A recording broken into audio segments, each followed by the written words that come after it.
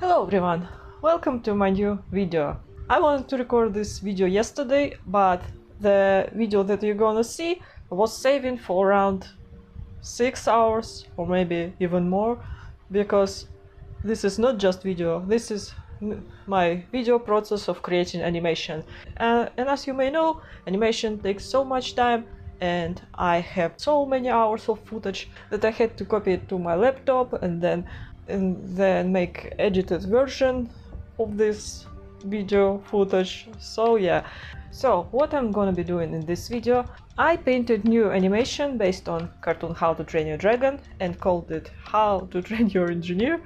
So I'm gonna show you how I created this animation. My process is simple. I'm starting from rough sketches and making line art and then colored version of each frame.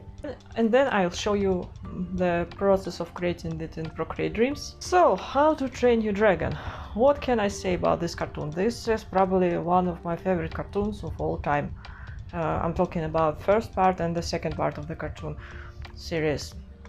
What can I say about this cartoon? I love this cartoon, and in the past I created many fan arts based on this cartoon. I don't remember. Was it many fan arts? I think it was many fan arts. But I have not created any animations, and I have to explain why I had not created any animations before. First of all, at that time I didn't know how to create animations. Second of all, even if I would know how to create this, I don't think I would have created it, because you know this feeling when something is so perfect that you have no other words to describe it, because if you see my other animations, I often make fun of movies and cartoons. This is because I see some flaws, because I see some problems in the plot, and I don't want to make fun of it. But with How to Train Your Dragon, I think everything is perfect, and when everything is perfect, you have nothing to say about it, because everything is perfect.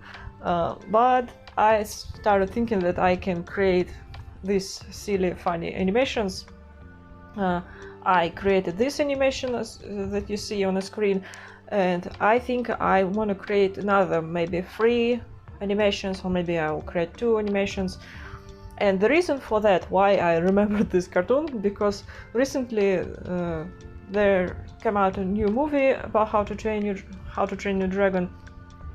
This is almost exact copy of the first part of the cartoon, but it's movie, and I liked it, well, because I like the first part of the cartoon, and I don't know, I just feel the love for this fandom again, and I'm like, I wanna create something based on this fandom. As I said when I was joking, that this cartoon is basically about an engineer who is way ahead of this time, and he's living among Vikings. So yeah, I think it's pretty self-explanatory. While people around him in his village had other values in their life, they preferred strength over the brain, while Hiccup is someone who is all muscles here. And I don't know, maybe this is why many people love this cartoon, because this character is very relatable. And for me personally, I also what I love about this cartoon is the fact that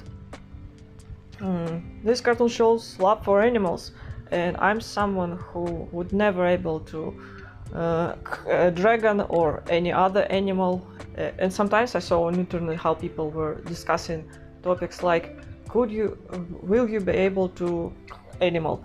And everyone is like, yeah, because I need food. And when I was reading it, I felt very uncomfortable, because I'm the opposite of it. And yeah, I know this is because this is mindset of someone who probably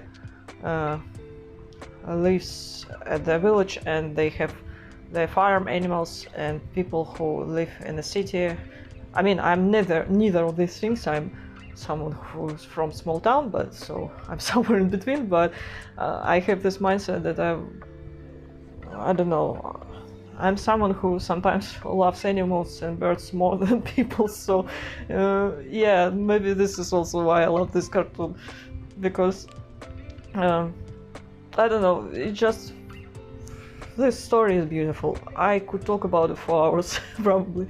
And also I love how this cartoon showed the connection between Hiccup and Toothless, that they understand each other even when they speak different languages, well, draconian language and human language, but they still understand each other because of the body movement, because of the sounds and all of it, and their connection is much stronger than they had with anyone in this cartoon. And yes, I'm talking about Astrid, because I'm sorry, I'm sorry, I can talk 4 hours about how I hate Astrid, but I think I'll talk about Astrid when I create the animation. This is gonna be about Astrid, and probably in this video I will talk about Astrid in great details, why I don't like her. And I don't know, maybe some of you who liked Astrid before, after listening me saying an argument why this is not a good character and not a very good human being, maybe you would agree with me, or maybe disagree, I don't know. I mean, years ago I would go on DreamyNatalie and people were posting drawings with Astrid like, she's so cool, she's such a good character, and I'm like, no, she's not good character. But okay, sorry, is it weird hating not real characters? I don't know, but well, it is what it is.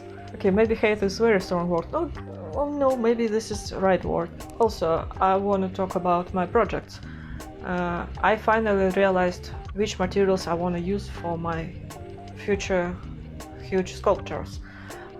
Well, I'm saying huge sculptures, they're not very huge, they're gonna be like this, but compared to this small sculpture, they're huge.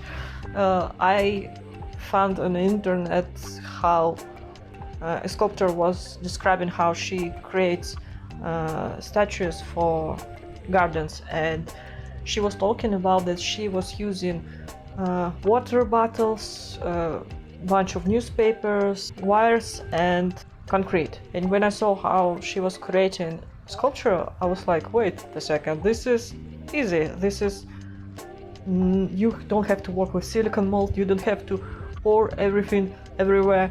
This is much easier, and that makes sense, and these sculptures would last not decades, but for many years, because as you probably know, that plaster sculptures won't be able to survive outside. I mean, if you would use other materials to make the sculpture more strong, maybe it would survive, but I think concrete is much better material for this. Also, maybe you noticed that I haven't posted shorts in one day. Well, this is because I ran out of the footage. I was talking about this before, that I don't have many footage left because I spent many days and hours on my sculpture project, and then I spent many hours and days on this painting, and while I was doing that I forgot to record videos. Okay, I'm not forgot, I just was like, it doesn't matter, I will think about it in the future. Well, future came and I'm like, well, I don't have footage. Shit. So yeah, I don't have shorts. I have to create more shorts, and yeah, who would have thought that if you not paint everything, you would run out of the videos, right? What an unexpected surprise. Also, maybe you noticed that in this animation I was not so lazy as I am when I painted previous animations. In this maybe if you watch my animations, you notice that I often repeat the same frames over and over again. For example, when someone's talking and I'm just making 2 frames, like closed mouth and open mouth, and repeat it many times, but and copy it many times. But in this animation I was making difficult movements. When Hiccup was touching his hair, when he was fidgety and was uncertain, and so I was trying to do that. And I know that there other things that I could have improved, but I'm gonna be honest, I am a lazy artist. Well, not just artist, lazy person. I always looking for shortcuts. For example, if I can have the same result but put less work into it, I would do that. I'm not someone who would overwork myself, and this is a good thing that if you want to create a good painting or good art, you need to simplify your drawings. Well, this is what I like about art. Well, you cannot simplify all of the art styles, but in some art styles you can easily simplify and your paintings would look great. I noticed that there are two types of artists. First artist is me, someone who plays camera and hopes that it will somehow record and then take paintings and paint. And then I remember that, oh wait, I have a camera. I already finished the painting, but I haven't checked my camera. Probably I should thought more about different angles and all this stuff. And then I look at my video footage and I'm like, well, this video looks like shit, but I mean, at least painting is good. And there are the second type of artists who record everything themselves, or they can have help from others, but their videos look so good, so cinematic, and you look at this and you're like, wow, this is so cool. What I realized, for me it's difficult to have these two things controlled at the same time, because if I would think more about how I'm creating the video, I would forget about my painting. So if I would think that, I need perfect picture on my video, I would start making terrible painting, because I would think like, because if I paint, I usually paint very quickly and I don't like to take a breaks often. You cannot just go in flow state and forget about the camera. Also, in the recent days I was thinking that maybe I should spend less time on oil paintings and focus more on animation. Yes, I said this before, but maybe I really should create more animations, since people like not only animations, but people more interested in animations and in fandoms. Even if you create something based on the fandoms, you get much more views. And as you know, I don't have monetization anywhere. I used to have monetization at Zenru, but I'm not in Zenru anymore.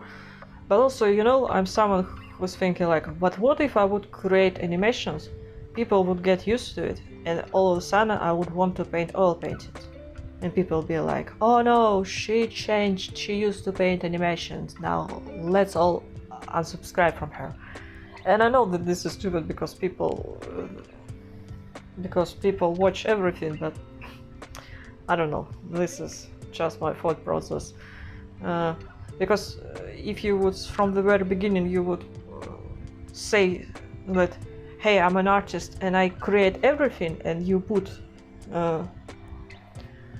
everything, then this has become you. Like, people expect you to take different projects and they expect you to come up with new ideas and new materials all the time. But there are other artists who would paint only using one art style, one material, and they would have only one topic. And I'm someone who genuinely believes that this is not very good way for artists to make the art, because what is art? Art is novelty. Art is about creating something that was never created before. But what if you choose, for example, that I'm only gonna paint landscapes? It means that it would lead to stagnation, because you would create only landscapes and there are no room for creativity, and you're stuck in this cage and you end up hating yourself, you end up burnout, and one day you will say something like, I can't paint landscapes anymore. Well, at least for me. Wow, I've been talking a lot. You know, today I woke up thinking like, I have to create video, I have no idea what to talk about. I always have this problem, but then I start recording and all of a sudden I have ideas in my head. Very strange. So yeah, thank you so much for watching. I hope that I would post new projects and would not run out of video ideas anytime soon. I mean, I have many ideas, it's just I haven't created new shorts, and yeah. So if for some reason I won't post for a day or a few days, it just means that I somehow drowned in my art projects and lost sense of the time, and yeah, I'm sorry this what gonna. So I'm apologizing in advance, but I think this is not gonna happen because I wanna keep posting daily. So thank you so much for watching. I'll see you in next videos. Bye.